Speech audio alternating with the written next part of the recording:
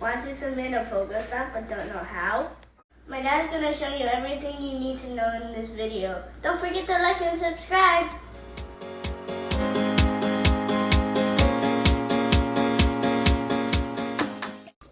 Hey guys, how's it going? Welcome back. Today we're going to talk about submitting a Pokestop. I know a lot of you guys out there probably haven't even thought about doing it yet. Some of you probably have.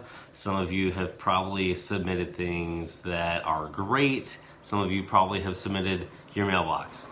Regardless, that's okay. I'm here to give you some guidelines.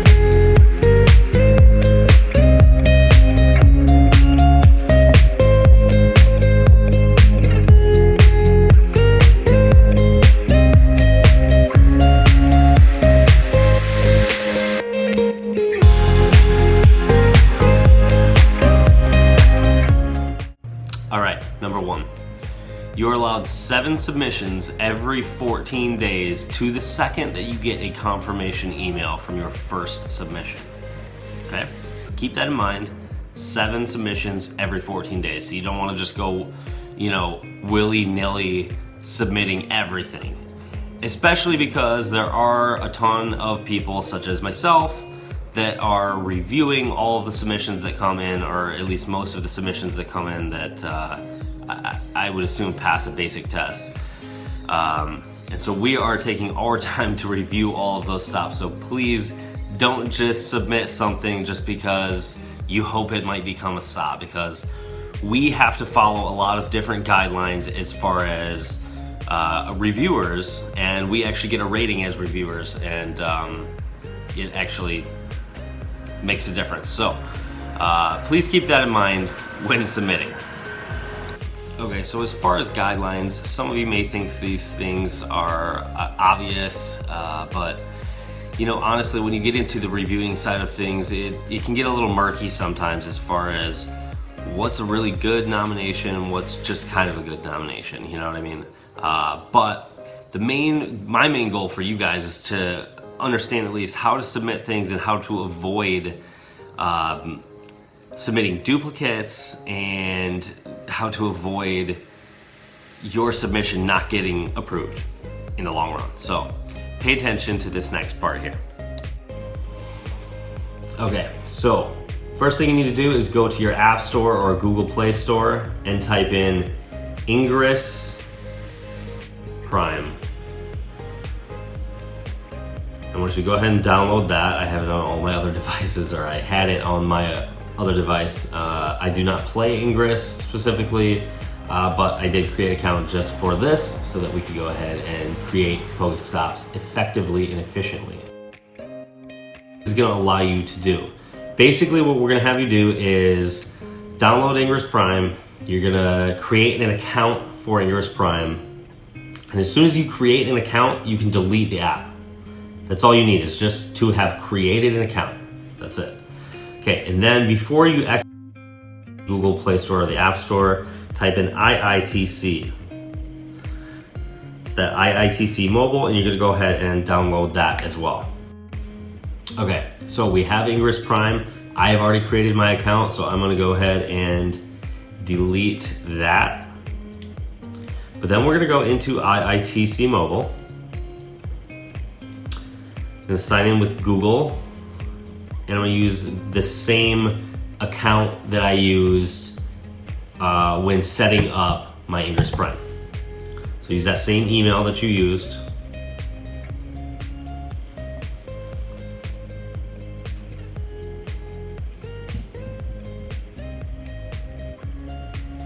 Get yourself logged in. All right, so now we need to get your IITC set up with the plugins. So we're gonna go to the upper right-hand corner and click on the settings. We're gonna click on IITC plugins. And we're gonna click on user scripts in the upper right-hand corner, and then again in the upper right, the little plus. All right, now the URLs that you need to add these scripts manually are in the local Southwest Florida Wayfinders Discord. And that can be found in our Naples Raiders Discord, right here on local server links. Click on the Southwest Florida Wayfinders and join. You need to give yourself probably the right role to see the rest of Discord. Go down to the IITC plugins, and here are all 4 of them. So we're gonna go ahead and add them one by one. Make sure that when you highlight it, copy link comes up. That's what you need to do. It doesn't work otherwise. So copy link, and we're gonna go back to input URL. We're gonna paste it. We're gonna hit OK, and there it goes. It's added. Go ahead and do that with all 4 of these.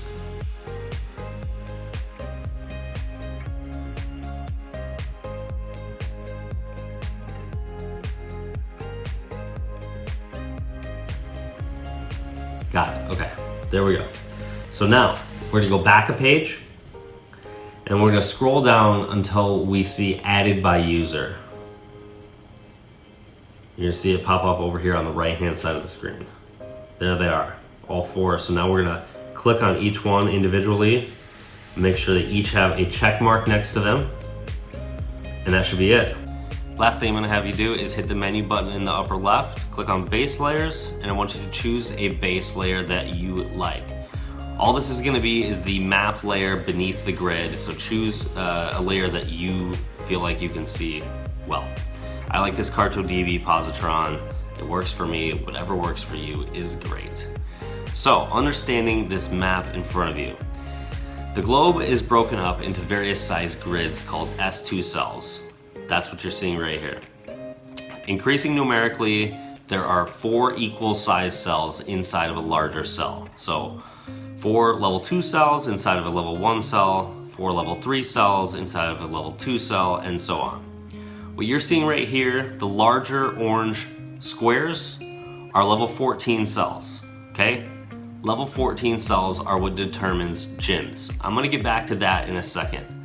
But if you look inside of these level 14 cells, there are smaller boxes. Some of them are shaded here, some of them are not, okay? These are your level 17 cells. These are what determines a Pokestop. There can only be one Pokestop within a level 17 cell. There can be multiple points of interest or multiple portals, but there can only be one Pokestop. So as you can see over here, there are 2 portals on this level 17 cell. Only one of those portals is actually a Pokestop in the game.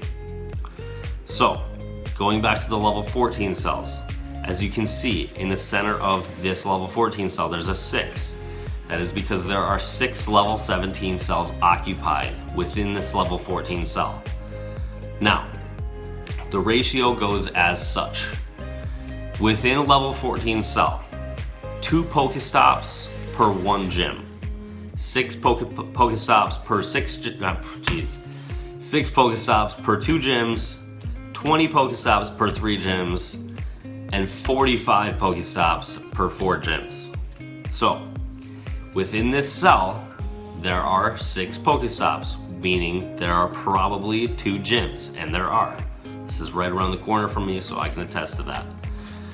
So, the reason you need to understand this is because submitting things just anywhere isn't always gonna work out.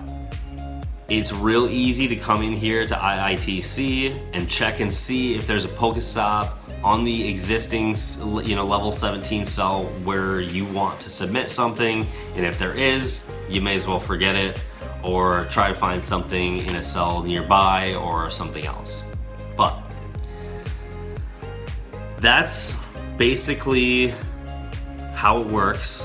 Niantic uses these cells as proximity indicators for all of their games, and we have to follow the rules, unfortunately. So So to finish out this video, I want to do an actual submission with you guys. So we're going to go ahead and go to settings. We're going to go scroll down to new Pokestop. And the first thing you do is set your location. So keep in mind when doing this, the very bottom point of that little waypoint, wayfinder thing, that is the in real life location of your submission. So make sure it's on point. This is what we're submitting. This is a Mario statue. It is not in my front yard.